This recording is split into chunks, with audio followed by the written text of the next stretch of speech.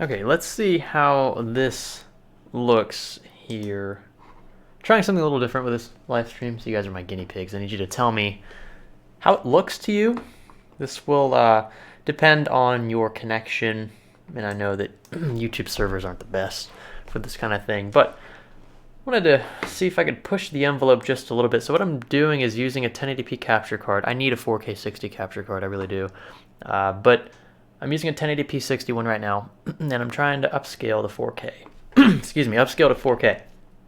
That's looking pretty darn good, at least to my eyes. Let's see if we can click 4K 60 here. Make that big. It's okay. It's not too bad. What do you guys think? What's going on Portland Trail? I am, yeah, sorry, there's going to be a bit of a delay here. Well, there's going to be more of a delay now that I'm streaming 4K. But I'm looking pretty crispy on screen, so I think we're going to go ahead. Maybe the camera's slightly out of focus. That's going too far out of focus.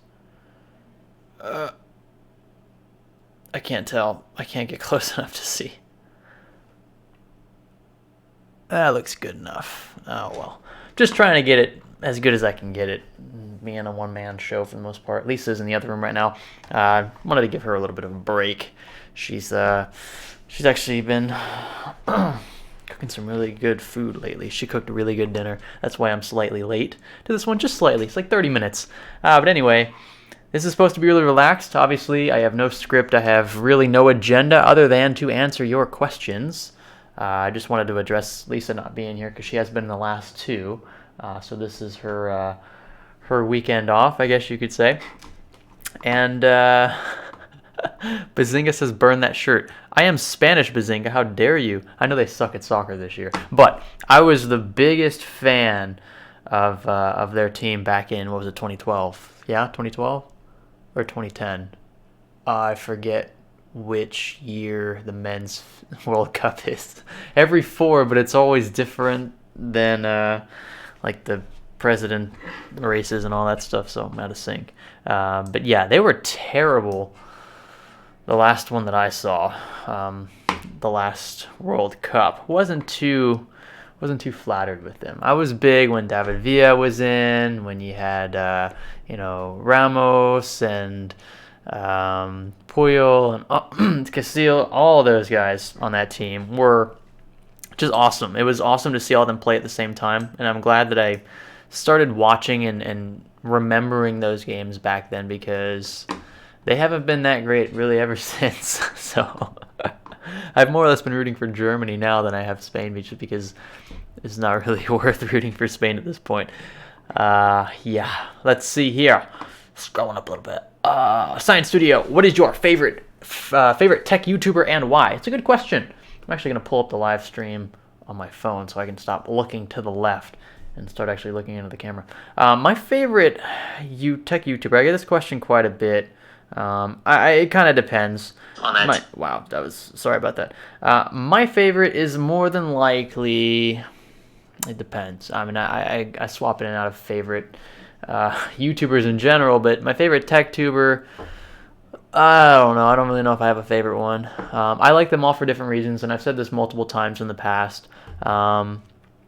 I really like Kyle. I like Bitwit because I like his charismatic approach to tech. I think it's a really nice, refreshing sort of vibe that I get from his channel. I like Jay's stuff because he got me into water cooling heavy. We've done like 24 water-cooled builds, custom water-cooled builds on the channel since a year and a half ago, and a lot of that was because of him. A lot of that I was able to do because of his videos. So that's the reason why I really like Jay's channel. I like Paul. I like Gamers Nexus for the more technical stuff. I like some of the smaller guys. I like A Little Dim. I like Optimum Tech. Quite a number of them out there. And I like them all for different reasons. So I don't think it's fair for me to just point out like my favorite one because I really watch all of them. But those are kind of just the ones off the top of my head that ring a bell. So let me know in the chat who you guys like the most and why you like them. I have the chat pulled up now, so this is good. So I can now look at the chat box and not have to swing to the left every time. We have a question from Christopher Yee. I've seen his YouTube channel multiple times. Also a very good channel. I saw your the PC build that you bought off of that guy. That was actually a really cool video. That was the most recent one I'd watched from you. He has a question. Are you coming to CES? The answer is, of course, my dude. Of course, I will be at CES. And if you are coming too, Christopher, then it would be great to meet with you. We kind of just, I don't know, we're taking it pretty easy this year. What we're doing, right now we have four sponsors for CES. And in those sponsor packages, we're giving them pre-rolls and we're guaranteeing coverage at CES. That's kind of our way of making sure they feel like they get what they're paying for, apart from the pre-roll side of things. And we're just totally upfront about that. We're going to disclose everything that is paid for by this event, especially after people were being accused of doing all kinds of shady stuff at Computex this year. So we have those four companies for sure we're going to cover, and then we're going to try to cover maybe four more. It really depends. It's tough for us because there's just two of us going, and I know a lot of teams going are just two people, but we're trying to do like dedicated videos for specific products or specific companies. So those videos can be anywhere between 5 and 10 minutes long. And when you're editing on a small little laptop, even with discrete graphics, is difficult, and it takes a long time to especially render video. So that's one of the reasons why. And I remember Lisa and I at Computex, we stayed up for, oh my gosh, we were up till 3 or 4 a.m. at one point editing videos. We were like swapping sleep schedules. Like I would fall asleep and she would edit, then I'd wake up and she would fall asleep and I'd edit while she was sleeping, and it was like kind of the cycle we had. I don't want to have to do that again. I know she doesn't want to do that again. So we're trying to take it a little easier. So we'll have plenty of time to meet up, potentially collab. I know we're going to meet up with Brian at Tech Yes City again. We always do. Hopefully we'll have something good going, something a little out of the ordinary for CES this year for you guys. I see Bazinga says, hey, have you checked out the Corsair MP510? Specs are close to the same as Samsung, but much lower price. I have not yet, Bazinga. I really haven't, but I will very soon. I'm actually going to put together a bunch of different tests with storage drives and talk about, I'm going to document all the boot times, all the game load times, all the scene load times, all that just like out there, because while the last video on drives was more informative, I want the next video to be very specific in regards to how fast these drives are in the real world. I think that's what people were looking for after they got the dose of, this is why NVMe is what it is, this is why it's more expensive, here's what to buy if you're on a budget, blah, blah, blah. But again, this one's going to be more technical and more straightforward with regards to what you're really getting in terms of performance with a faster drive versus a slower one. And we'll even throw a hard drive in there just to show you a 9-day difference between that and a solid state drive. So we're going to have a bunch of that kind of all mashed up into a single video here very soon. Again, though, I do this by myself. I don't have a team of people here testing with me and helping me out, editing, blah, blah, blah. So I am kind of at the mercy of my own work ethic and how much time there is in a day. But I will get to it, I assure you. Let's see, scrolling down here. Scrolling down.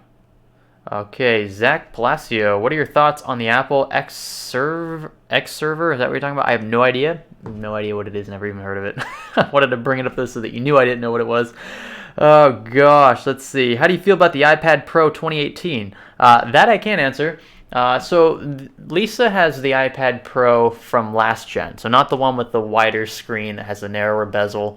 The new iPad Pros have the A12X chip, which is an incredible chip, not only because it's a 7nm TSMC chip, but also because it is just so dense. There's 10 billion transistors inside an A12X Bionic chip. That is an incredible feat. It's not really Apple's feat, it's TSMC's feat, but it's incredible that Apple is able to get this right into such a thin, low profile, and frankly, I mean, whether you want to hash out the viability of a tablet in 2018, I don't think the prices are too ridiculous for what you're getting in a tablet. Now, granted, you're going to be spending upwards of $1,000 on a high-end iPad Pro, but I don't think that people who buy tablets know what they're going to use a tablet for, and they know what a tablet can do and what it can't do with respect to laptops and what they can do with Windows 10 or Mac OS. I think personally that iPads and other tablets are kind of redundant at this point.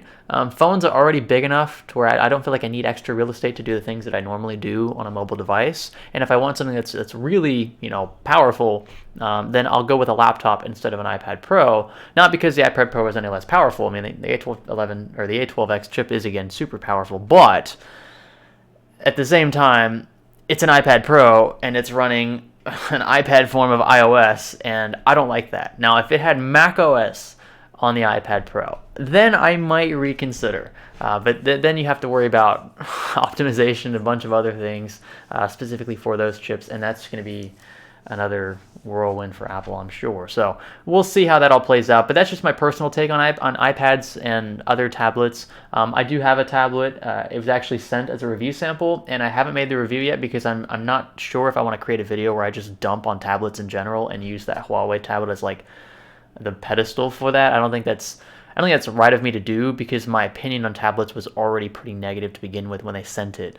So I'm not sure how I'm going to approach that, but I do want to make a video at some point, maybe with multiple tablets in the scene, talking about my opinions on them, and then kind of leaving the door open for you guys to express your own opinions in the comments section. You guys seem to love that, and so do I, frankly.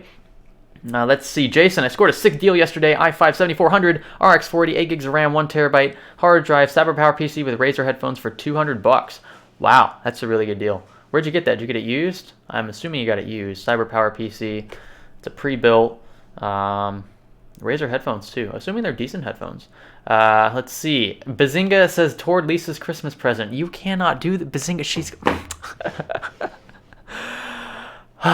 Okay, so first off, that's a ton of money, Bazinga. You should stop doing that. I appreciate it, but it's a lot of money.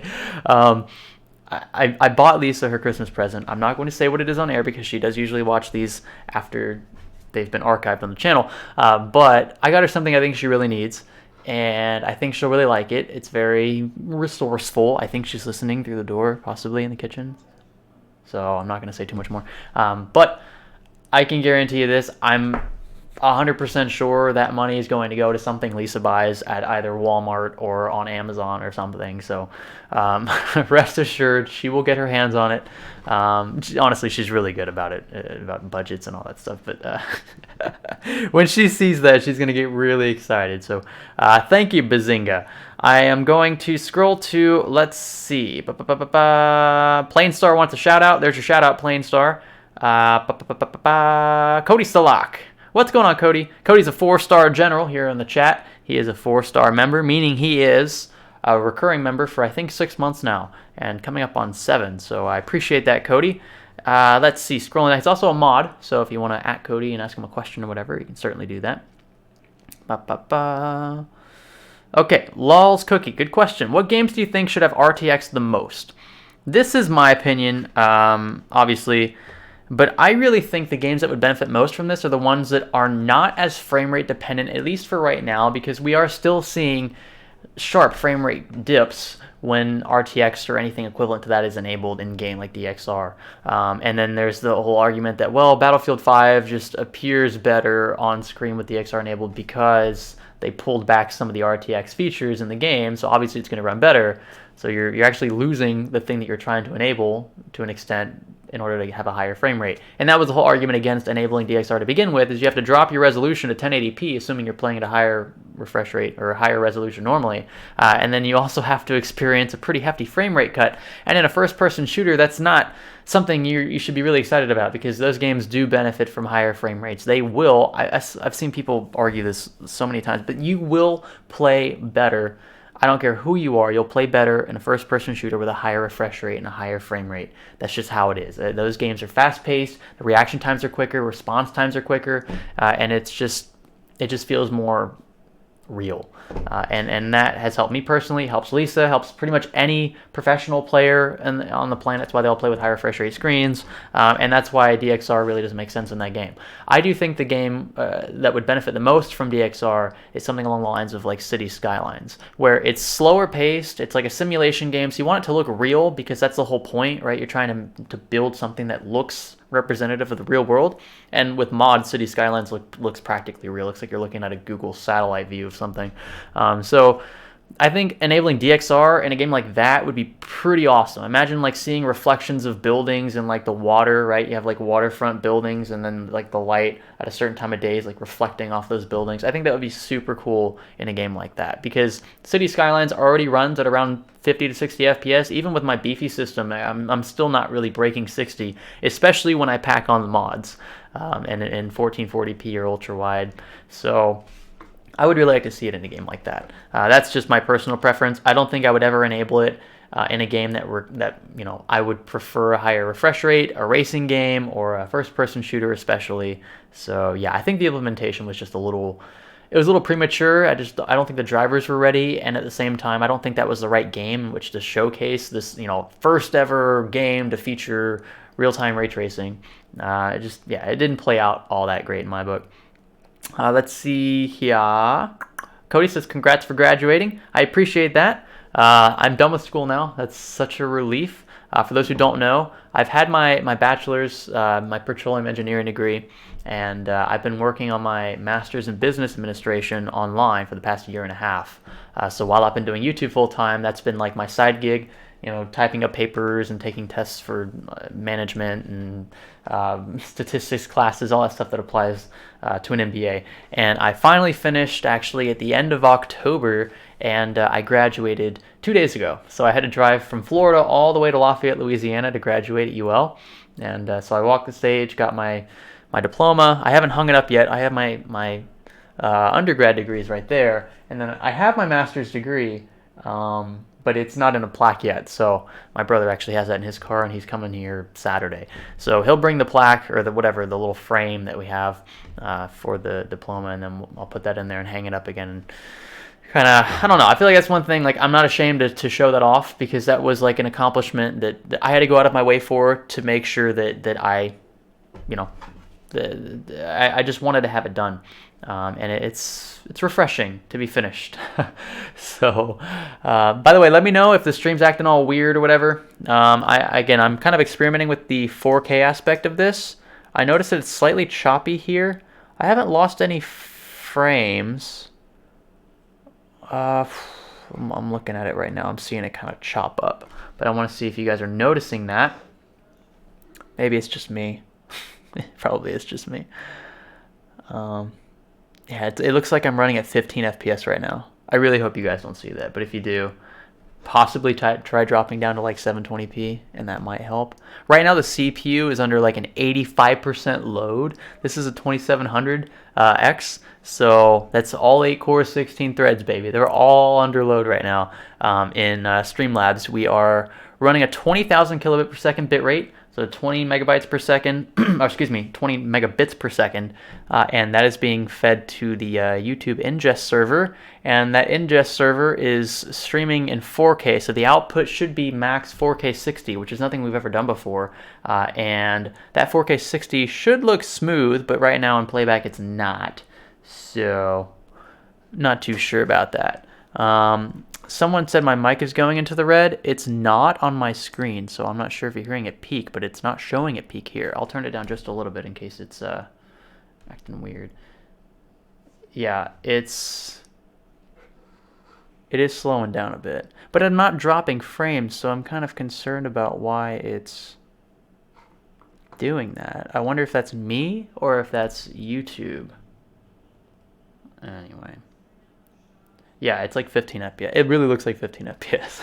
It looks pretty bad. But I do have it as an output of 60. So I don't know. I don't know what's going on here. Let's see. I see what am I at? Yeah, common FPS value 60. Bicubic, that's not really relevant. And yeah, I don't really know. I don't know what's going on. It just, yeah, I know it's dropping frames, Vladimir, but it's not me on my end dropping frames. It's the YouTube server that's dropping those frames. It's just not, it shows me how many frames I'm dropping in Streamlabs when it encodes it. And it's showing 0.0% dropped frames. So unless I am, I'm concerned as to why it's showing that.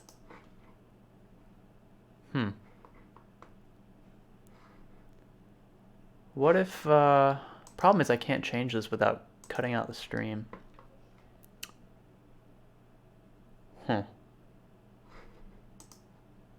Let's try this real quick. Sup Kid says, you mean Google made a mistake? That's not, oh, whoops, that was probably really loud. Google made a mistake? That's not possible. Yeah, I really am not sure if it's me or them. It's not showing me that I'm dropping any frames, but I still could be. It could just be OBS. It probably is me, to be honest, just because YouTube is already going to be downsampling the bitrate. So I will... Let me cut out and cut back in and see if that fixes it. I'll just drop the bitrate to... I should actually be... I should be using the NVIDIA encoder. I have two 1080s in this rig, and I'm not using them at all right now. So I wonder if I could encode with the 1080s in SLI, and I wonder if they'll be able to handle the bitrate.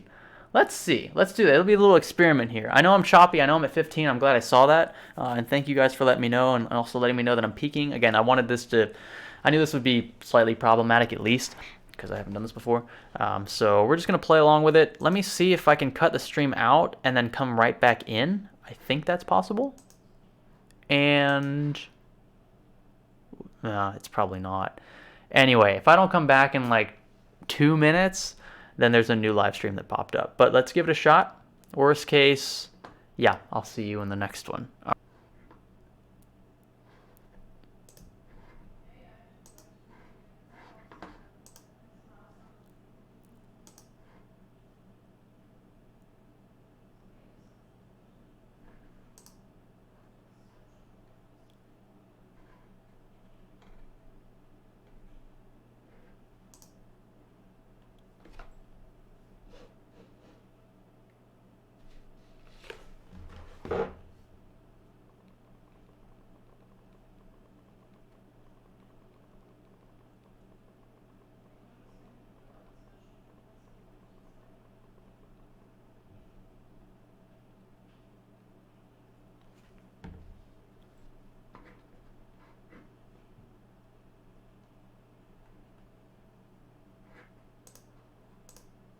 Okay, are we still live?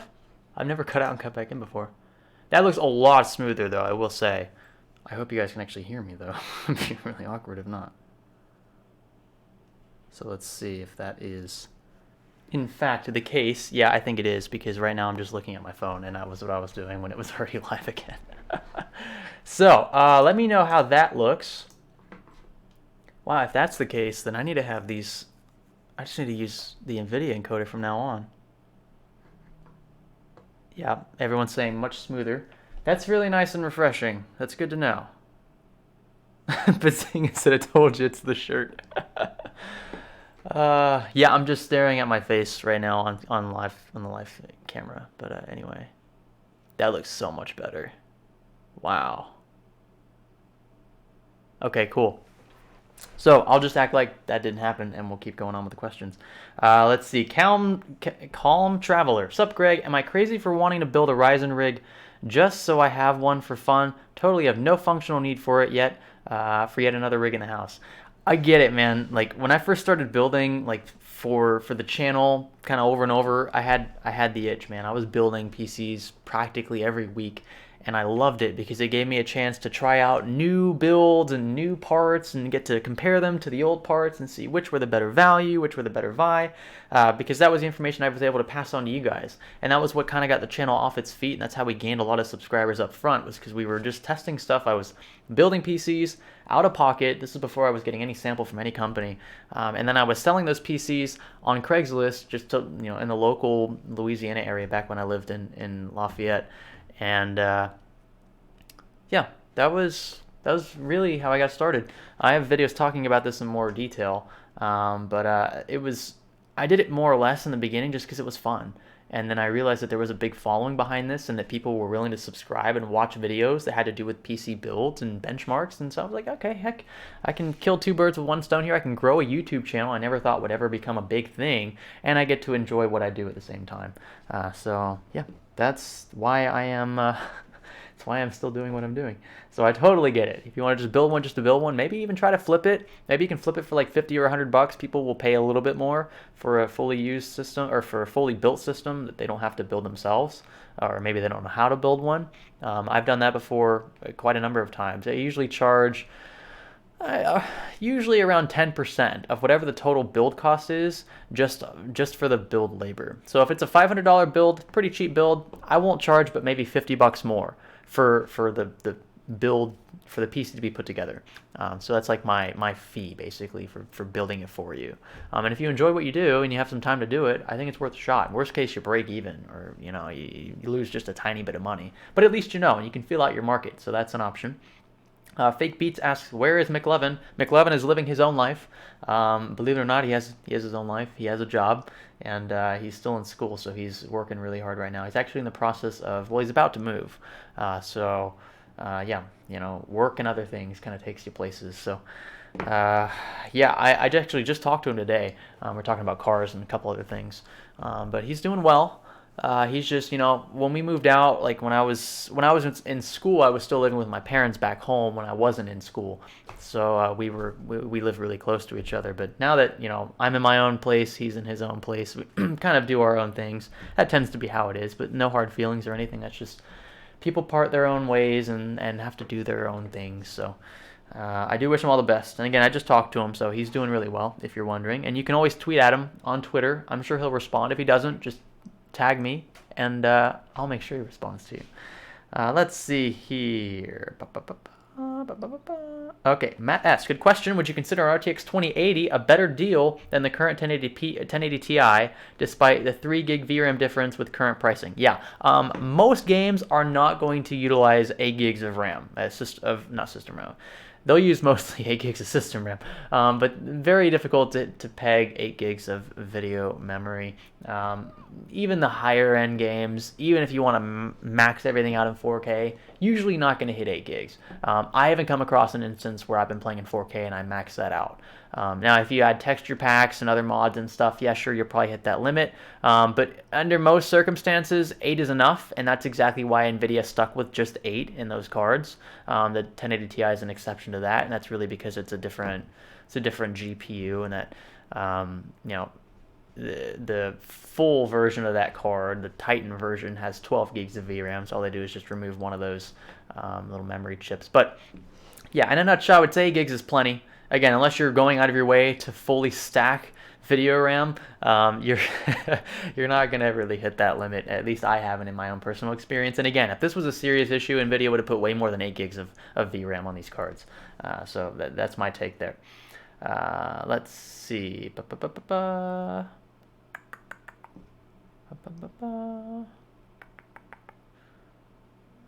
Givenchy? Is that how you say it? EVGA GTX 1050 Ti. Still good? Depends. That's a really vague question. I need more specifics. I need to know what resolution you want to play and what games you want to play, what in-game settings you want to run. You gotta be more specific than that. I can't answer that question. Let's see. Yeah. Patriot 762X. Good question. What game are you playing right now? I must confess, the games that I've been playing recently, the PC games on Steam for the most part, have been, I played PUBG a lot. I haven't played it as much recently since I moved, but I'm going to get back into that. We're going to be playing PUBG pretty much every week for the most part with the folks on Discord. If you want to join the public Discord, you can do that. It's linked down below. And that's a way you guys can play along with myself and Brian and others. Even Lisa joins us. So we kind of have like big PUBG sessions and stuff. That's really fun. So PUBG City Skylines I really like a lot still. I love just packing on the mods. You can make things look really any way you want. And that's what I love about that. And then I've also, this is my confession, I've been dabbling a little bit into RuneScape 3. Now the reason why it took me so long to get into this is because I used to play the old school RuneScape, right? Back when it was the RuneScape. When I was in middle school, like, oh gosh, I was 12 and 13 years old when I was heavy into that game. And I remember right around that time, RS3 came out, and we thought that was just like the trashiest upgrade ever So we stopped playing RuneScape. And then eventually, my brother and I, when we were in college, we were just trying to find ways to pass time. And we ended up starting old school RuneScape. We found out that that was like actually a thing. You could play old school, and it was like playing, the original RuneScape back in the day. Well, not the original, but you know what I mean. And then my brother pretty much maxed that account out. Like, he had 99s across the board. And I kind of stopped halfway through. But really, when the channel started taking off, I just didn't have enough time to AFK that thing hard. And then I recently just started playing RuneScape 3 because we thought it was going to be trash. We honestly thought it was going to be trash. And then we kept playing, and we've been playing ever since. So it's been 2 or 3 months now since we started, and we're still going strong. So I don't, to me, RuneScape is still like it's like a childhood game. So it's kind of weird to like admit that on a live stream. But it's just how I pass time. I don't know. It's fun to see progress and to get to do new things, and it's a great way to pass time. Honestly, when I'm like typing up a script, I can AFK. Yeah, Matt T says, "Did I just hear RuneScape?" Yep. Now I'm gonna watch the delay of the chat come in, and it's gonna be interesting. See, Matt C's playing it right now. See, all right, we got some RS3 lurkers in the chat. That's cool. Look, you got to be bold enough to admit things that you might be ashamed of 5 years from now. And I'm sure when I have kids, I'm gonna be pretty ashamed of myself to tell them that they're 20. Well, at that point, I'll be 27, 28-year-old dad played RuneScape 3, but it's just how I pass time. Everyone has their own ways of passing time, and when I'm in the work zone, it's just a good way to take my mind off of the BS of the day for just a tiny little bit. So yeah, it's how I flex the muscles in the brain a little bit. Let's see. Chris says, I keep hearing people say Navi and Zen are going to crush NVIDIA and Intel. While I don't doubt AMD will bring huge improvements, do you think a huge performance jump is a reasonable possibility? I actually have a video coming out tomorrow about the 7nm strife, and a little bit about Intel's 10nm strife as well. We're going to talk about why it's such a big deal and why, well, yeah, really just that. We're going to talk very specific about the architecture. We're going to talk about the value. We're going to talk about how we expect prices to fold out, just because these fabs are not cheap. And when you get down to 7nm, which doesn't describe the size of the trend, we talked about this in a previous Minute Science episode. I actually linked that video recently on Twitter. 7nm doesn't describe the size of the transistor or the distance between the source and the sink or the width of the gate. 7nm describes the degree of precision in the die. How specific, how crafty you can be inside. And if you are down to 7nm worth of precision, that allows you to pack a lot more into the same amount of space. So that's why with the A12 chip and the A12X, you have a 7nm node, but 10 billion transistors into a package that I believe is around 120 square millimeters. So that's like, off the top of my head, that's a lot smaller than the surface of a penny. And to imagine 10 billion transistors into a size that small is pretty incredible, kind of mind-blowing. And those are the benefits just off the top of shrinking the node to that extent. But there are several downsides as well, several challenges. And when you have that precision, you have obviously, you have wafers that don't come out the way they should.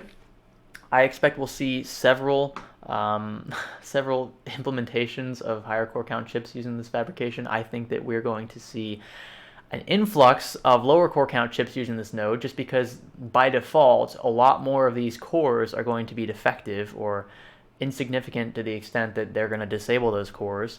And so we'll have very cheap and affordable low core count Zen 2 chips, but we'll have fairly expensive higher core count Zen 2 chips. And that's just because it is way more difficult for these wafers to come out in pristine condition when you have such fine degrees of detail involved. So just picture that. I mean, we're talking, a couple widths of human hair, like a human, well, not even, no, way smaller than that, sorry. Couple widths of human DNA. That's what it was. I was writing the script and I was trying to get you guys to visualize it. You'll see it again in the video tomorrow. But I was talking about, how small is 7nm? take one strand of your hair, and it's like 14,000 times smaller than that. That's 7 nanometers. And your DNA is only 2 to 3 times smaller than that from a width measurement. So that's the degree of precision we're talking about here. And we've gone as far as, using a single phosphorus atom as a transistor. It was mounted to silicon. If you want to add the silicon thickness to it too, that changes things. But you get the point. Like, we were able to do a lot of things we didn't think we could do in 1980 or 1990. We thought we'd hit a wall at around 6 or 5 nanometers. But we're past that now, way past that. And it's because of the different innovations coming out, different ways to solve the quantum tunneling problem, and the price and the concerns with the fabrications and with the manufacturing of these.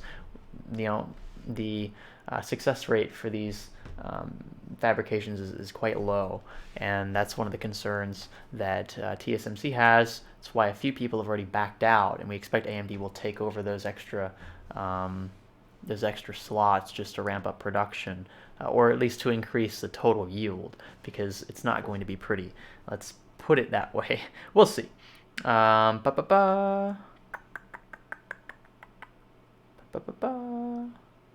Okay.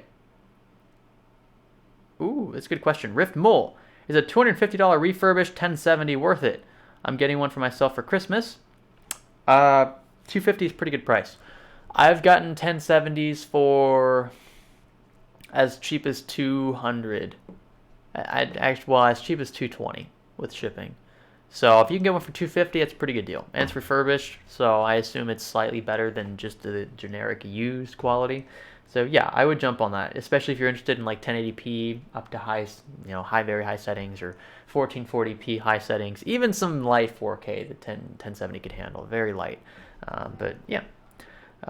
Johnson Peng, have you played Battlefield 5 yet? I have. That's how I know. I've seen myself what DXR looks like on versus off.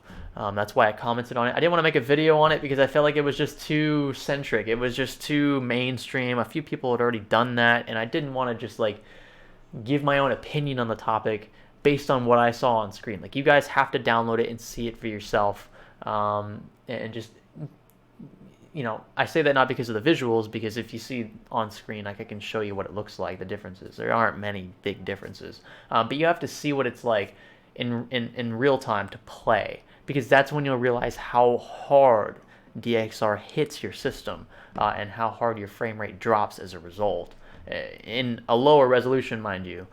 So that's why it's tough for me to reconcile. I talked about it a little earlier in the live stream, and I've talked about it extensively on Twitter. But that's my view so far on it. And until we see some big improvements, so I can get a before and after, I probably won't upload a video on that specific game. Let's see here. LA Plays, X99 still worth buying? Depends on the price. Everyone's got a price. And look, I mean, for the most part, that platform is still viable. Depending on the CPU you get, appropriate number of PCIe lanes. The motherboards themselves, pretty up to date. I mean, really, all the big stuff, USB 3, PCIe 3, like, that's all up to date, so that's good.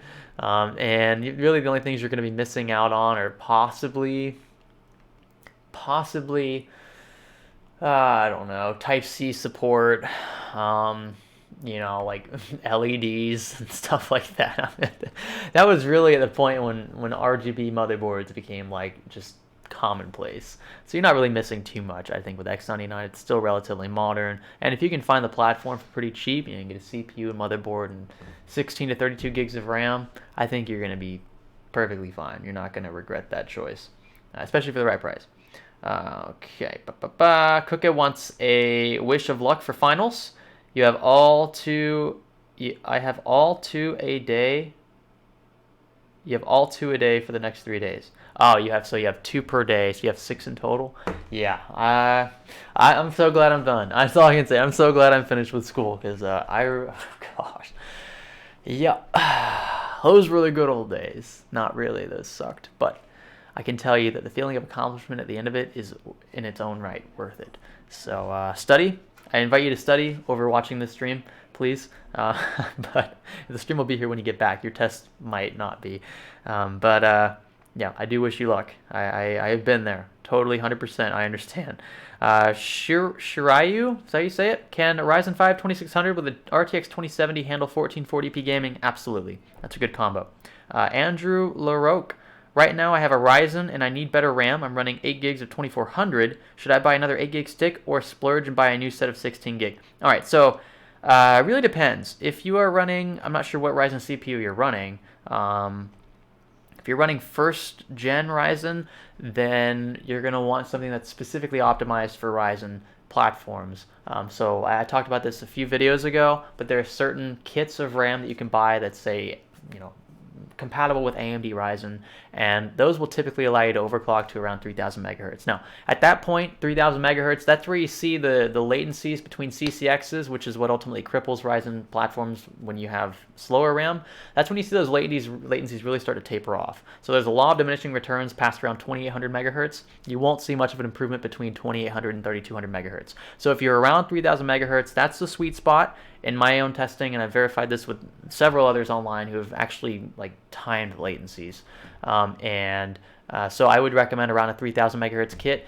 If you're going to stay with that Ryzen platform for the next 3 or 4 years, then yes, I say scrap that 8 gig kit and get a fresh new kit of 16 gigs worth of 3000 megahertz DDR4. Again, that's compatible, assuming you have Ryzen first gen, with the Ryzen platform that will let you either run XMP or manually overclock your RAM to 3000 megahertz, assuming you have a motherboard that also supports it, and you'll be okay. And you will see a frame rate bump as a result because the latencies between those CCXs, not necessarily between cores within the same CCX, because those are all tied. Those latencies are really, really low. But between CCXs, that's when it gets really slow, relatively speaking, and that's why you want that faster memory. So yeah, that's what I would do if I was you. Sup kids, a $9.99 super chat, my dude. Game of the year for 2018. Mine's Assassin's Creed Odyssey. Good question. In all fairness, I can't comment fully yet because Assassin's Creed is not a game that I have played personally. I've just benchmarked a ton with it. I frankly bought it just to benchmark with. So I don't know. I think the game of the year 2018, in my opinion, and I'm saying this because I haven't played it, but I've seen all the reviews. I think a consensus is probably Red Dead Redemption 2. I feel like that's a de facto answer, but I feel like it's a safe place, so that's where I'm gonna leave it. I think people were upset with a few rollouts they had, especially with the online play. But I think it's going to be another thing like GTA 5 that people are going to play for years to come, just because of the online experience. So we'll see how that plays out. I have a PS4 Pro, and I'm on the fence about buying Red Dead Redemption 2. I don't know yet. It's a lot of money. And I don't know if I have enough time to even get through the game, but we'll see. I know a lot of people liked it, so yeah. Chris, $2 super chat. Chris says, thanks for the response. Can't wait for the vid. I appreciate that, Chris, and I hope that it serves you well. Let's see, scrolling down. Mokin Jin, what do you think about the X5650 CPU? Good question. Brian has personally asked me about this. I think it's a really great CPU, actually. And I'm going to try to put together a build like that, and I'm going to use Brian basically for the entire duration of that experiment. I'm going to have to probably have him as a special guest on the channel for that specific video, because I just don't know enough about the platform. I really don't know enough about 1366 or 775 to feel comfortable just jumping into it on my own. I've done it a couple times, but there are different motherboard compatibilities and CPU compatibilities. Some CPUs don't work with certain LGA 75 motherboards, and 1366 is a platform that that's a socket that I really haven't dove into. So yeah, I will be getting one soon, and that's when I can fully comment, but I do have hopes to put one together. Let's see here. Okay. Lots of good questions. Tom Brown says Odyssey is fun. That's good to know. I probably will play it. I think I should play it. I spent like $60 on it, so I think I should at least try to get my money's worth there. Portland Trail, do you still recommend the AX370 Gaming K7? If I recommend it then, I recommend it now. I mean, my opinions on the motherboards themselves aren't going to change. Assuming it's X370, if you have Ryzen 1st Gen, it's still a great motherboard, so yeah. Unless some weird BIOS update changes everything with that board. Most people aren't even updating their UEFIs. So yeah, if I said that it was good then it's good now, unless something comes to my attention that changes my opinion, which for motherboards rarely happens. Let's see. Okay. Rukia Rodriguez. I know you have a lot on your plate, but is there any way you can make a vid on how to manually overclock DDR4 RAM? Thanks, I haven't found a good video yet. Are you talking about tweaking timings and cache latencies and stuff like that? Because that's way more technical. That's nothing that I ever personally do. So the reason why I haven't made a video on that is because I don't think that it's worth it. And I don't even know fully how to do it. I know what I'm doing, but I don't know enough about it to make a video on it. And that is another reason why it's not on the channel. But I really don't think that it applies to most, if not all, average consumers out there. You're just not going to see a huge benefit. Possibly you can make the argument for the original Ryzen platform, but honestly, if the kit of RAM is just stubborn to begin with, or it's not going to work with that specific motherboard, you can't run XMP, you can't manually overclock past 2666 or so, then it's just, that's it. That's all you're going to get. I mean, you can tweak timings and whatnot, but you're still going to hit a roadblock at some point. It's probably very close to the point you already hit. If you're talking about manually overclocking just your frequency, that's a different story. You can just very simply go into your BIOS, click on your DRAM settings, and then you can change your DRAM frequency. Now, if you set it to, say, 3000 megahertz and your kit of RAM is only spec'd for 2400, don't be surprised if that doesn't work. That's where tweaking your latencies and CAS come in, and your timing, excuse me. And you have to tweak your timings to get that frequency hot. But remember, when you increase your frequency, your timings have to go up typically too, and you can't have one with, I mean, having higher timings versus higher frequency kind of usually trade-offs. So you're not really doing yourself any good to tweak with timings, in my opinion, unless you're going for something very specific. So yeah, it's a very simple process to just change your DRAM frequency. But if you want to overclock way past spec, then I advise just getting a new kit of RAM, because you're going to see more harm done than good and a lot of time wasted. Let's see here. Scroll back up just a little bit. Just a little bit. Okay, Christian Silva. What AIO CPU cooler do you currently recommend? The H150i from Corsair is a very good AIO. Aesthetically, I like the deep cool AIOs, always have. That is something that I make no secret of. I just like the way they look. They're not the best performers, but they look good. They're not too expensive. I've used a couple Cooler Master AIOs. They're pretty good too. A little louder, in my opinion. But again, you might find them for pretty cheap. Kraken X62s from NZXT are good. Really, any of them from a reputable company that have decent reviews, for the most part, are going to be safe bets. If I had to pick one specifically for performance, it would be a Corsair H100i or H150i. Aesthetically, it would be a deep cool AIO, Captain 240EX, Captain 360. I'm running a Captain 360 right now on my personal rig. So yeah, hopefully that gets you started. Let's see here. Jeff Phillips says, did I miss anything? Yeah, you missed quite a bit. You missed me fiddling with my camera a little bit, but I think we're doing all right. We're doing okay. We have a super chat from Scott. What's going on, Scott? I'm considering buying a used 1080 Ti or a 2080 soon. Is a 2080 worth the extra $200, or wait until I can afford the 2080 Ti? I have 1080 at the moment. Okay, I got this question very similar to this question like 20 minutes ago, but I will say, if you have to spend an extra 200 or so bucks on 2080, my opinion is get the 1080 Ti. They're very similar performers. They trade blows literally like within 5 FPS at a high frame rate, like 140 or 150 FPS. You're getting, within 5 frame rates of that with the other card. So you probably, a blind view test, like if I just give you a double blind test, which one's which, you wouldn't know the difference. So from that perspective alone, I think you just pick the card that's cheaper. That's my take. Unless they're within $50 of each other, then you could rationalize getting the newer card, because it's got the newer architecture and it might handle the newer games a little better. There's an argument for that, and I get it. But when we're talking a $200 difference, like $200 is that's a price that you could put into a better graphics card, or a better CPU, or more RAM, or more memory, or not memory, but more storage. You get the point. Like, better cooler, way better cooler. For $200, you max yourself out. So yeah, I think at $200, it just doesn't make sense. But if you're talking about a $50 difference, then yeah, I'd say $50 is get the newer card just because. But yeah, at $200 delta, I'd say get the 1080 Ti now. Like, if you don't need anything other than the 1080 Ti, if you're fine with your 1080, frankly, and you just want to see an upgrade, you want to see a bump in frame rate, 1080 Ti is fine. I don't know what you expect to do with your system. I didn't have enough info in that super chat, but that's my take. Let's see here. Scrolling down. ZEJ, what about H100i Pro? I literally said H100i. That's what I meant. Like, I was talking about that one. That's still a good AIO from Corsair. Let's see here. Low graphics TV. Yo, Greg, is the MSI Optics Mag 24 1C a good monitor? No idea. I don't know which one that one is. Monitor names throw me for a spin anyway, but I haven't tested that one personally, I don't think, so I can't answer the question. EBF, $2 super chat. My dude, if Ryzen 2 is incapable of 5 gigahertz, will single core equal Intel? I don't know what you're asking. Well, I can assume I know what you're asking, so hopefully this is what you're asking.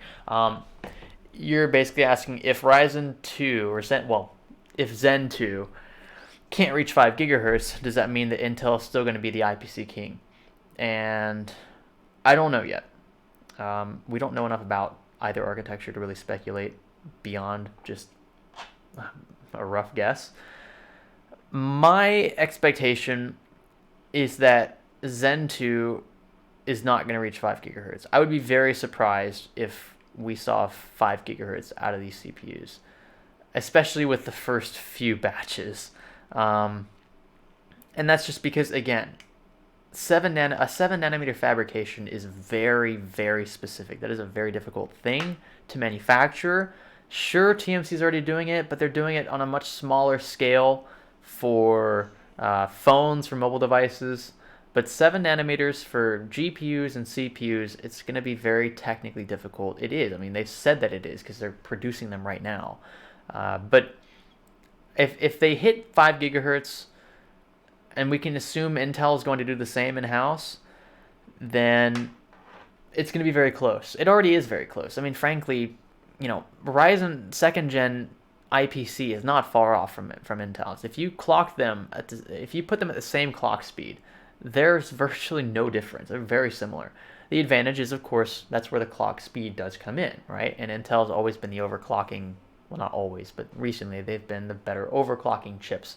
At the expense of heat, though, mind you, right? The heat output with Intel chips is very high, especially in those smaller chips. The 9900K is a freaking firecracker, as is the 8700K, unless you want to delit it. And the 9900K is a soldered chip, and I really wish I could still delit it because it doesn't look like the solder's doing much at all. So I'm not sure, but if I had to guess, they're going to get close to 5, but they might not hit 5. I don't expect all will hit 5. Most of them probably won't. I think Intel is going to barely squeak by. I think they're still going to be just barely ahead, only because of the overclocking support, assuming that Intel can keep that up. If they can't, with the 10 nanometer stuff they got coming late 2019, we presume, then Intel might take it. And if Intel takes it, then AMD might take it. And if AMD takes it, then look, I'll be happy. If Intel doesn't take it, but AMD gets pretty darn close, I'll still be very happy because that means that consumers literally get to choose just on the basis of price. And I freaking love that because that's how it should be. We should have that kind of competition in the market, but we don't right now. We don't, partly because Intel's behind on the 14 nanometer stuff with the chipsets especially. I mean, they just went to TSMC and said, hey, can you help us produce our own CPUs because we can't keep up with the demand. That's why prices for Intel CPUs went up recently. We have a video talking about that. That's stuff that you guys have to consider. And when if you think back to a time when you had healthy competition in the CPU space, I mean, gosh. Back when the choice between even as early as the FX 8350 and the i7 2600, I don't know. I think we'll have really healthy competition in 2020. That's where I see just everything kind of culminating. And I'm waiting for it. Right now we don't have it. I think that still right now, the better value is Ryzen. The better performer is typically Intel. Depends on what you're doing. For gaming, it's been Intel. Most of you guys are gamers. That's why you subscribe. That's why Intel is the preferred CPU for that. And I've made no secret of my support for Intel in the case of just games. But when it comes to doing other things like streaming, streaming's really multi-core intensive. That's where the core count matters. The field narrows, definitely narrows. So it depends on where you want to spend your money at this point for that multi-core experience or for the multitasking workloads. I don't know. What do you guys think? Let's see. Scott says he needs 150 plus FPS at 2K, which 1080p can't on many games. Depends on your in-game settings. Again, Scott, it really depends. If you're willing to drop some in-game settings, you could get 150 FPS in 1080p with a 1080. I've gotten over 150 FPS in like GTA 5 in 1080p with a 1080. So I don't know which games you're talking about, but I think you're fine right now on a 1080 if you drop some in-game settings. Okay, let's see. I'm gonna scroll down just a little bit. No, I missed a couple in that little chat there. No one at Science Studio. Plan for New Year's. Just gonna hang out here, make some more videos. I'm a very boring person. I'm glad I have Lisa here. She keeps me a little more active. She pulls me out of the apartment, makes me live life a little more. So I'm sure we'll do something exciting, but for the most part, just working. Okay. Let's see. Yeah, Steve wants 5 gigahertz on Zen 2. Would be nice. Super Razors, what is clear CMOS? That will reset your BIOS configuration. So if you have an overclock and you have a fan curve and anything else, if you hit the clear CMOS button, then you're going to wipe your BIOS settings to stock. That's effectively what that does. Okay, let's see. ACS. I'm about halfway through my Bachelor of Science degree program and want to reach out to industry professionals such as yourself, but feel like I'll fall through the cracks. Suggestions. I don't know what your degree is. I don't know what your goal is. Trying to reach out to us for what? I don't really know. I need you to tell me what you are looking for, what your goal is. EBF, $5 super chat, my dude. 50-word limit at $2. The leaks state 5 gigahertz boost on most Ryzen 2, but you understand my statement and thanks. I use 8700K, but I was just wondering. Yeah, to what extent you want to call those leaks viable? I have very public reservations about those leaks. First off, very specific leaks. Like it's almost like the entire like breakdown of prices and frequencies just all at one time got pushed to this leaker, and he sent those to the tech channels that talk about leaks, and I just haven't.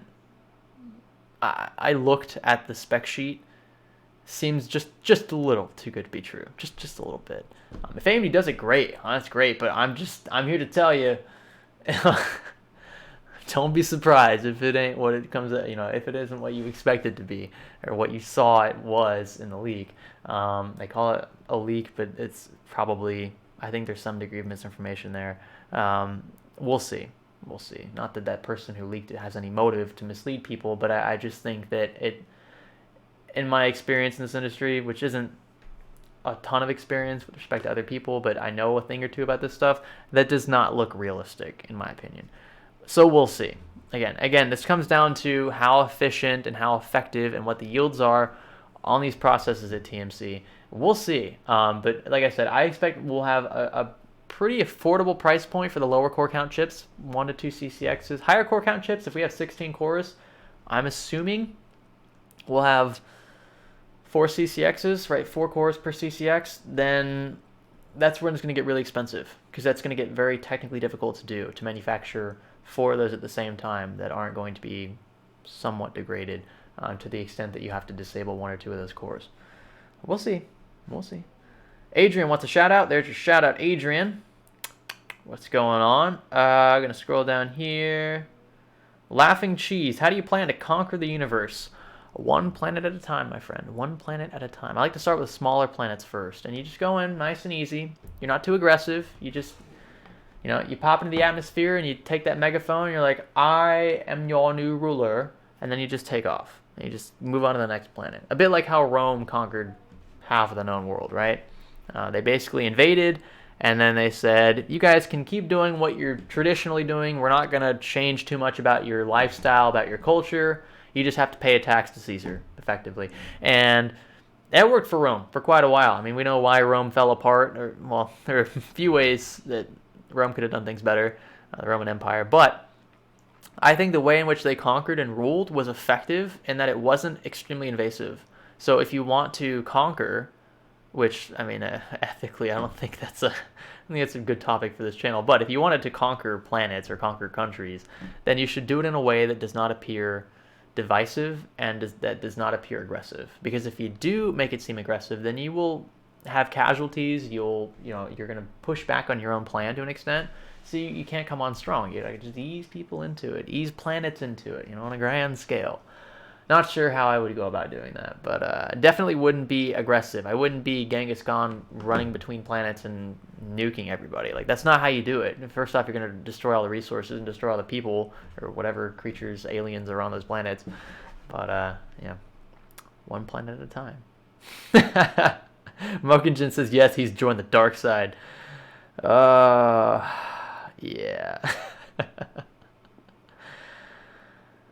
Okay. Let's see. O2 Studios. What's the probability of having extraterrestrial life existence? I don't really know the probability, but I know that those odds are... I don't know. I just think the odds are high. I can't see how... I went with Lisa to just in the middle of nowhere. We went there on purpose. No light pollution within 50 miles, which still wasn't enough at the end of the day, but... took the A7S II, really great low light performance, and bumped the ISO a little bit, bumped the exposure up to 10 seconds, or the shutter speed. And Pepsi, what are you doing down there? What are you doing? She's biting cables. And we just took pictures of the sky. And, you can only see in most cities anywhere between 100 to maybe 500 stars. You could see thousands. Just with the naked eye, when you're surrounded by nothing, when there's no light around you to pollute the atmosphere, so to speak. And it's just hard to imagine. Like, you're just looking at one galaxy, and you're not even seeing the whole galaxy. You're seeing just a small part of it. And there are millions and millions of other galaxies out there. And millions of stars in each of those galaxies. Billions. And... some of them have planets, some don't. Some have more than one planet orbiting, some don't. Some of those planets are in Goldilocks zones, some aren't.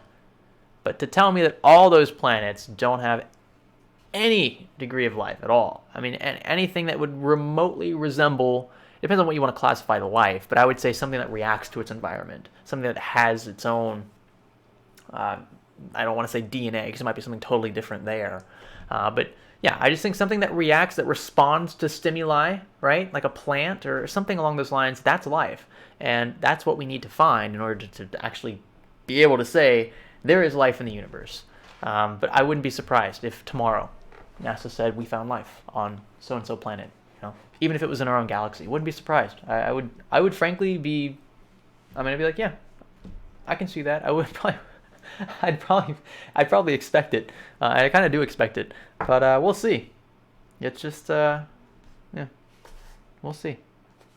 Yeah, it would be pretty boring if there weren't aliens. I think everybody thinks that aliens are going to be like super intelligent, like flying around in UFOs and stuff. That to me is, you can argue both ways about that. But I think to say that there is no life at all in the universe, period. I mean, you can't say that first off because you don't know. But I can say that the odds, if I had to gauge them, are pretty high, pretty favorable for life, because it worked out pretty great for us here on Earth. And it doesn't have to be intelligent. It could just be algae or something resembling algae on another planet. That's life. That's it. That's all you need. That's the only evidence you need to answer the question correctly. So, yeah. I don't know. We'll see. Ba-ba-ba. Demon King Loki says, go home, Greg, you're drunk. I don't think I'm drunk. I think I'm just speaking my mind. I think it's perfectly logical to assume that there's something out there. So, I don't know. That's just my take. You guys don't have to agree, but I think calling me drunk is a little far-fetched. I think it's a little out there. I think it's closed-minded and frankly ignorant to think that we are the only life forms in the known universe. I mean, we thought that everything orbited around us at one point. We were so self-centered as a human, as a species, that we thought the whole universe orbited around us. And we very quickly found out, very abruptly found out, that was not true. So what else is there that we think we're the only ones in the universe to have, or what makes us so special? We'll see. That's all I got to say. Ba-ba-ba-ba. Okay, here we go. Now we got the flat earthers. I see you. I see the flat earth. Patriot, what is at Area 51? Ooh. Pepsi's eating a box right now? She's eating cardboard, and now she's trying to get out. You guys want to see Pepsi for a second? See if I can get her. Pepsi girl, come here. Come here. You want to see people? Come here. Come here. It's okay. It's okay, baby. It's okay. It's okay. Want to see? Want to see the good people? You okay? She does not like that. Oh, she doesn't like that. Hey, you better be nice. Hey. Hello. No, now she's trying to bite me. She's trying to bite me. All right, so there's Pepsi's little. There's Pepsi's little 10 seconds of fame. Oh, Troll says, I like your jersey. Awesome. It's Leaf. Are a lot of 1080 Ti's dying, or should you hold off on buying? I mean, if they're dying, then you should hold off on buying. I think it's rather isolated. I don't think it's a big deal, but I have been watching. I have been paying attention to it, and I think it's worth noting. So we will see. I think if there was anything really serious about these, we'd be getting recalls, and NVIDIA would be doing all this different research into why they're failing and what specifically is causing this. But we're not really seeing that, so I'm not too sure if I'm willing to just say don't buy 2080 Ti's. Again, it's fairly isolated. If it dies, then almost always you can refund it or get a replacement card. If you're really worried about it, I don't blame you. It's your money. It's a lot of money for 2080 Ti. I don't recommend you buy a 2080 Ti, at least right now while the prices are so outrageous. But if you insist, then my opinion would be just get a 2080, or if you want to drop just a little bit more, 2070, 1080 Ti, get you a good 1080p, 1440p performance. But for 4K, the only true 4K card, honestly, is a 2080 Ti. So if you want that, then you're going to have to take the risk, ultimately. If you want to hold off, sure, too, but I can't really answer the question of whether or not it's worth waiting because I don't know how badly you need the card. So that's where that aspect comes into play. You have to consider that for yourself. Let's see.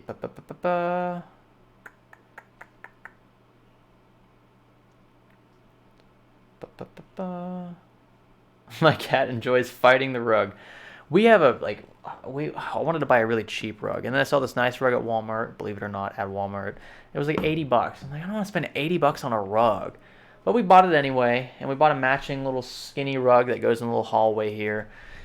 And Pepsi just claws the heck out of it, and I don't know, it's just annoying because that rug's going to be destroyed. I already know, in like a year tops, and that $80 rug is going to go to waste.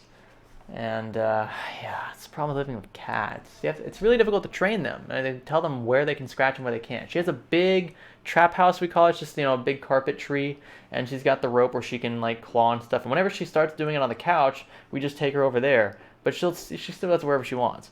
So I don't know. Training cats is just, yeah. Let's see here. Silent Fan. Thank you for your membership, Silent Fan.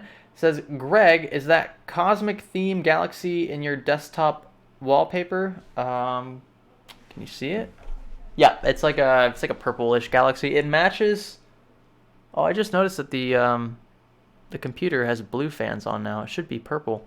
Anyway, the fans are usually like a pink purple color, and that matches the wallpaper, so it's a really cool little color vibe going. But yeah, so I'm gonna have to change that back. But yeah, I like the wallpaper a lot. I just rip them from Google. Just something that looks good in the background with the color vibe I got going on in the computer. That's my way. Let's see here. A couple more questions. Give me something good. Troll McTrollington, I hate how they rolled out their big boy card at the start. Why would anyone buy their low cards when they came out? Actually, it's all about marketing, and it's actually really smart that NVIDIA did it this way. Most companies do it this way. So when you have a really expensive product, you expect fewer people are going to buy that product because it's inherently more expensive. So take the 2080 Ti. Those cards still were selling out. I mean, it's not like these cards aren't falling off the shelves. They were, at least at the beginning. But 2080 Ti's selling for $1,200. They know that they're going to grab less of the overall consumer base with that price point. But if you had cheaper cards roll out first, then everyone would go and buy the cheaper card, including those who could afford the more expensive card, right? Because it's the new thing. And then by the time the newer cards rolled out later on down the line, less of the people who could afford the newer card will actually buy the newer card. So it's all about supply and demand. The demand for the cheaper cards is much greater, so you build up that demand, you build up that hype, and you weed out the ones who are willing to spend more money on the more expensive hardware up front by offering the more expensive card first. So it's actually marketing. Like that's pretty conventional. There's nothing shady about that. It's just they want to maximize profit, and most companies, if not all of them, do that. Companies that know what they're doing anyway. So yeah, that's normal. Let's see. Adrian says no super chat for international subscribers. There should be. You should be able to super chat anywhere. I get super chats from people in New Zealand and India and everywhere else. So it's probably on you, on your side. Not letting you do that. Let's see. Couple more questions. P721. What are the advantages of an i7 9700K over the AMD 2700X? The FPS aside in games, an advantage I would say is the discrete graphic. Well, not discrete, but the integrated graphics processor. The 9700 has that, and the 2700X does not. That's one thing that I do wish Ryzen CPUs had, was an IGP. They don't, which means that you can't just run a cable directly into the motherboard, like an HDMI or anything like that, if you're just running like a Ryzen 1700 or 2700 or what have you. The only ones that you can do that for are the ones with Vega graphics, the 2200G and the 2400G. So that's one, I guess, pro for the Intel chip. It's also going to benefit you to have the IGP in certain programs like Premiere. Premiere with the quick sync support allows you to utilize the IGP in conjunction with your graphics card to do a lot of the rendering in production and post. So it's convenient. It depends on the use case again. But if I had to choose between those two for, say, streaming, I would choose a 2700X. In my opinion, that's the better buy for that. So it depends again on the use case scenario. All right, one more question. Let's see here. One more question. Okay. David wants me to answer. He says, please notice my comment. I'm the one who had messaged you on Facebook before. Got a question for you about the Aorus 1080 Ti hybrid. What 2080 should I upgrade to? I don't think he's seen my comment. You want to upgrade to a 2080, but you have a 1080 Ti hybrid? That's not going to be an upgrade. It's going to be like a side grade. So if you want to know which one, I have videos talking about the best RTX cards. The best RTX 2080. I reviewed 2 of them. The Asus Strix is, in my opinion, the best. So I hope that answers your question. Let's see here. Good question, Tom Brown. Do you watch Game of Thrones? I do not. I have not fallen into that trap. I know people love it, but I haven't watched it on purpose, in defiance, because I insist on being weird. And that's really the extent to that one. I imagine at some point soon I will watch it. I do have an HBO subscription, so I can do it right now. I just have to commit. And I'm just not in a committing mood right now when it comes to TV series. We'll see. Okay. Let's see. Scorpio KC says, I'm late AF. Yes. Yeah, you are. We're literally about to end. I need help. I accidentally got thermal paste on my CPU pins, and it's a new CPU. Well, you're going to have to be very meticulous and scrub that puppy, because you don't want... you definitely don't want any thermal paste on the tips of the pins, because that's what makes contact with the motherboard socket and a PGA array. So clean it up. That's all I can really tell you. I think what we're going to do now, yeah, rubbing alcohol.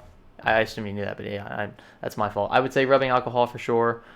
Use like a Q-tip, something that's preferably lint-free. It's going to be difficult to get that lint out of it when, because the pins, and be very careful with the pins as well, because the pins. If it was a LGA socket, I didn't see which one it was.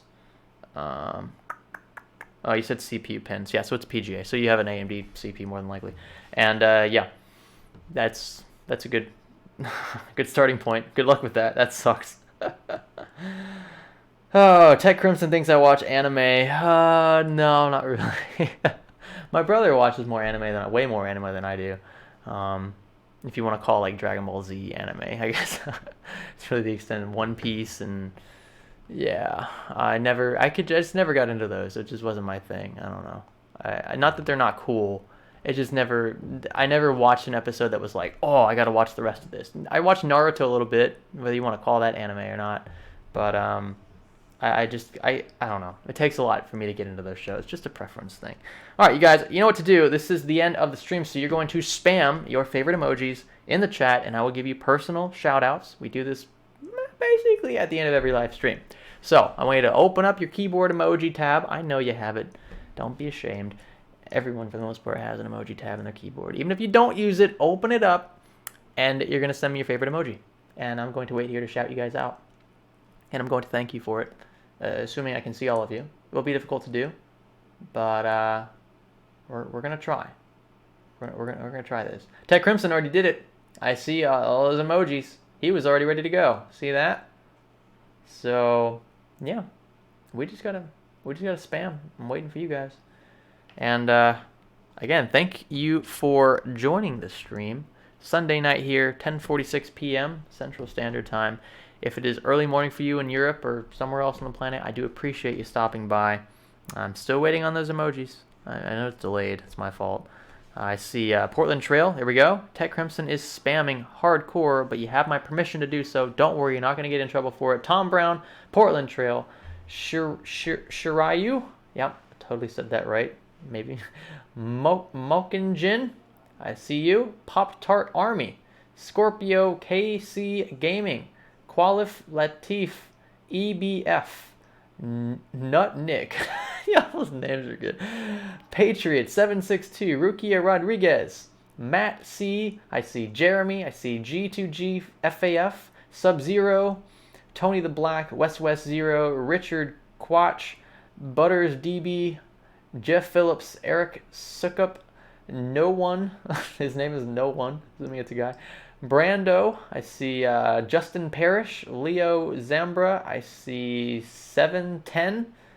Vegan Hardware. Yeah, a lot. Kostub Patil. I'm probably butchering these names. I apologize in advance. I see Sub-Zero again. I see Leo again. I see Butters DB. You guys are awesome. Evan says it's 1 p.m. in Australia. Oh, that's cool, Evan. So it's not too bad for you guys over there then. Lemon Gust. Cameron D. Adrian Lopez. What's going on, Loopy Tech? The whole point is to spam emojis, Loopy Tech. You probably just got here, but we always end every stream with an emoji spam. So, congratulations, you just joined the end of the stream. Florin, Opria, Savage, Dabs, Your Name. That's this person's name is Your Name. Tech Network. Are those potatoes? What is that? Those look like potatoes. Johnson Peng, Zachary Palacio.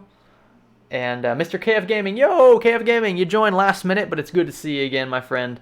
Nelson Lopez, West, oh gosh, Intel Ops, Marco Escamilla, I think I said that right. The Cyfix, Benby, you guys are awesome.